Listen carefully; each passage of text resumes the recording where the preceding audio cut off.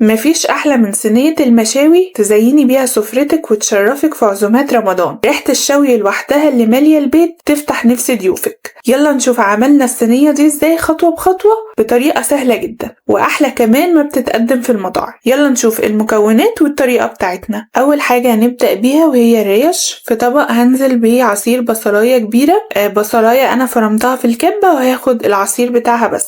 ضربت كمان طماطمتين كده في الخلاط وبدأت ان انا اصفيهم بالشكل ده واخد العصير بتاعهم. هنزل عليهم بمعلقة صغيرة من الملح، معلقة صغيرة من الفلفل الاسود، وهنزل كمان بروزماري مجفف ومعلقة صغيرة من الزعتر، وهبشر عليهم بشرة من جوز الطيب. بعد كده اديهم كده تقليبة مع بعض عشان يدوبوا في عصير البصل والطماطم. وبعد كده هنزل عليهم بمعلقة صغيرة من الصويا صوص، والصويا صوص بدلها عسل اسود لو ما عندكيش صويا صوص. هنزل كمان بنص ليمونة، وكده التتبيلة بتاعتي بقت جاهزة. هنزل بقى بالريش بتاعتي. انا مستخدمة كيلو من الريش، يعني التتبيلة دي هتكفي معاكي كيلو من الريش. طبعا علشان لحمة معاكي تطلع طرية وشرب من التتبيلة لازم تسيبيها في التلاجة ليلة كاملة. بدأت كده ان كل قطعة من الريش اغلفها بالتتبيلة كويس، وغطيت بقى الطبق بتاعي وسبته في التلاجة لتاني يوم. هنروح بقى نحضر التتبيلة بتاعة الكفتة والطرب. الكفتة والطرب الاتنين تتبيلة واحدة. فأنا هنا مستخدمة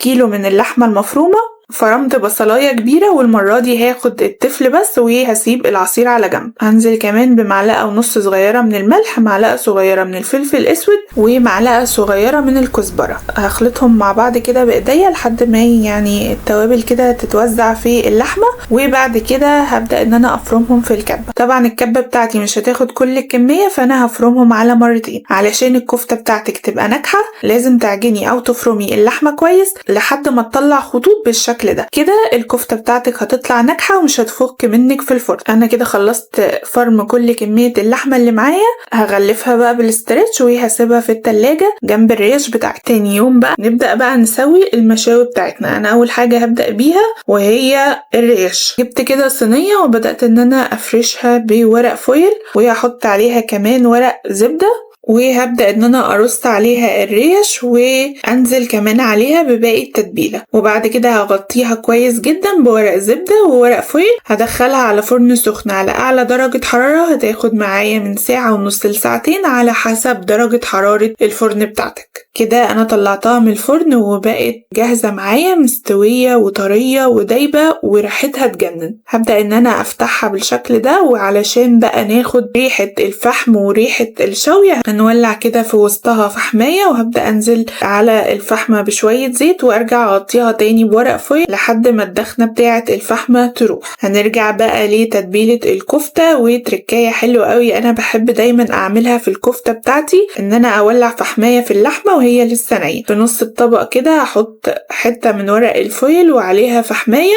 وهنزل برضو عليها بشوية زيت. هغطي الطبق بتاعي واسيبها كده 10 دقايق لحد برضو ما الدخنة بتاعة الفحم تروح، وابدأ ان انا اشتغل فيه. على بقى ما الدخنة بتاعتي تروح واللحمة تشرب من ريحة الفحم هبدأ ان انا اقطع المنديل بتاعي. طبعا علشان نعمل طرب لازم نستخدم منديل ضاني، وبناخد منه الحتت الرفيعة وبنسيب الحتت السميكة بنستخدمها بعد كده في اي اكلة تانية. لكن علشان نعمل الطرب لازم ناخد الحتت الرفيعة بس. هبدأ بقى ان انا اقطعها بالشكل ده، يعني تكون مستطيلة كده. بقطعه وباخد الحتت الرفيعة وبعد كده بسويه على شكل مستطيل. هخلص بقى تقطيع المنديل وهنرجع للحمة بتاعتنا. هبدأ ان انا اصبع اللحمة زي ما اكون بعمل كفتة بالظبط، وابدأ ان انا الفها جوه المنديل بالشكل اللي انتوا شايفينه ده. بعد ما الفها بالمنديل هبدأ ان انا ادخل طرفين المنديل لجوه كده علشان الطرب ما يفكش مني. هبدأ ان انا ارصه في الصينية الجهة اللي مفتوح من ناحيتها الطرب. نعمل واحدة تانية مع بعض. هصبع الكفتة زي ما بنصبع الكفتة عادي جدا. هنلفها بالشكل ده وهنقفل المنديل من الناحيتين، هنرص الطرب على الصينية من الناحية اللي مفتوح منها الطرب. طبعا وانا بصبع الكفتة بحط ايديا في مية البصل علشان اللحمة ما تلزقش في ايديا، وكمان الكفتة تبقى شاربة طعم البصل. خلصت بقى كل كمية الطرب اللي معايا، هبدأ ان انا اكرر نفس الخطوات في الكفتة. هبدأ اجيب سياخ الكفتة كده او معلقة او اي حاجة متوفرة عندك هنعمل عليها الكفتة. ما ننساش طبعا نحط ايدينا في البصل، نبلها بمية البصل علشان الكفتة ما تلزقش في ايدينا. كده انا خلصت كل كمية الكفتة والطرب بتاعتي، حطيتها على صينية المشاوي. وطبعا لو ما عندكيش الصينية دي او مش متوفرة عندك ممكن تستخدمي الصاج والشبكة بتاعة الفرن. بقى في الصينية بمية مغلية عشان بخار المية دي هتخلي الكفتة والطرب طريين معايا وهما في الفرن.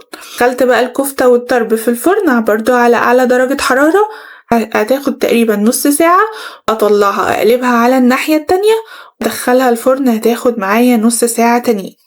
على بقى ما يستوي في الفرن هروح اعمل الرز البسمتي اللي انا هفرش بيه صينية المشاوي بتاعتي. نزلت بشوية زيت ومعلقة كبيرة من الزبدة او السمنة، ونزلت ببصلاية صغيرة مفرومة في الكبة. اول ما البصلة تدبل معايا ولونها يغير شوية هنزل بمعلقة كبيرة من الكركم، معلقة كبيرة من الكاري، ومكعب من مرقة اللحمة، ونص معلقة من الملح. هنزل كمان بطماطمايه مبشوره وهديهم تقليبه كده مع البصل. وبعد كده هنزل بالليمون اللومي وعود من القرفه وكام فص كده من الحبهان وورق اللورة، هديهم برضو تقليبه يتحمصوا كده كلهم مع بعض شويه. وبعد كده هنزل بالرز البسمتي. انا مستخدمه هنا كوبايتين من الرز البسمتي مغسولين كويس ومش منقوعين، وهبدا ان انا اديله كده تغليفه بالتوابل اللي احنا عملناها.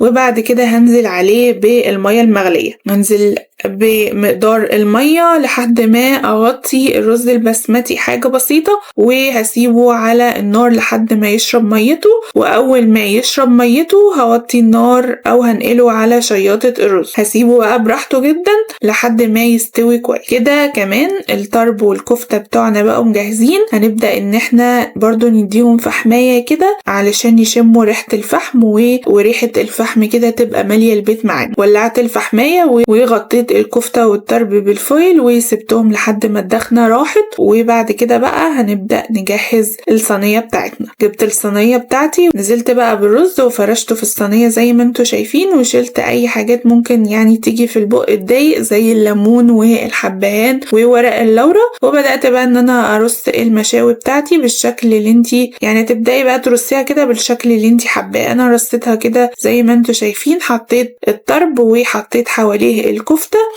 وكمان حطيت فوقيهم الريش. وبس كده الصينية بتاعتنا بقت جاهزة. عايزة بس اوريكوا قد ايه الكفتة والطرب متماسكين وفي نفس الوقت طريين من جوه. بجد ريحتهم حلوة قوي وكمان طعمهم يجنن.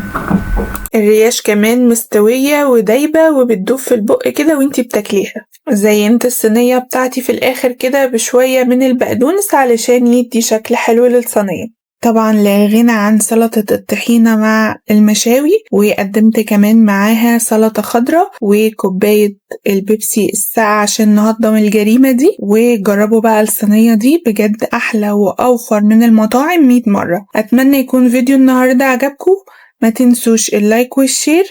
كان معاكم إسراء، سلام.